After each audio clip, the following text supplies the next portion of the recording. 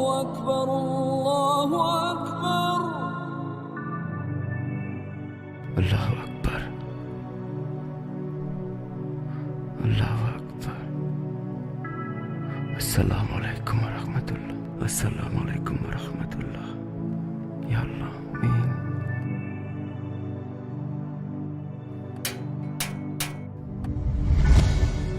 কালকে তোমার মৃত্যুদণ্ড কার্যকর করা হচ্ছে। তোমার কি কোনো শেষ ইচ্ছা আছে?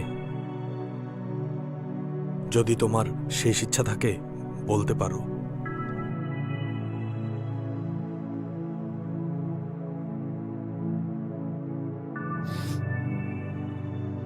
আমার জীবনের গল্পটা আমি সবারে জানাইতে চাই।